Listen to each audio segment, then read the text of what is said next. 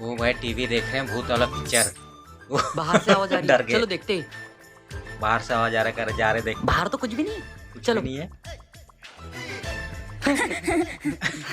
मैं तो नहीं डरा। हाँ मैं भी नहीं डरा। हाँ तो मैं कौन सा डर हाँ, गई? भाभी तू नहीं जी डरा कौन ना? से जा डारी मेरे है? लिए पानी लेके आ। नहीं नहीं भैया, मुझे मूवी देखनी है। भाभी तुम जाओ।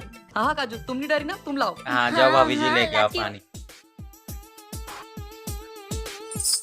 क्या आवाज आ रहा है? भाग गया। जी किचन में से पायल की आवाज आ रही है। क्या बोल रही हो?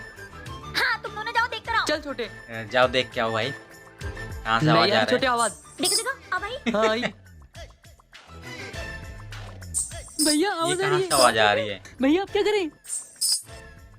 अरे वो भाभी जी के पायल से आवाज आ रहा हाँ है भाई। भैया। वो डर रहे हैं दोनों भाई। की पायल की आवाज है। भाभी जी का पायल का आवाज है भाई। ये देखो। ये देखो भाई, वो बेहोश हो गए दोनों भाई। क्या हो गया? लाइक कर देना दोस्तों ऐसे वीडियो देखने के।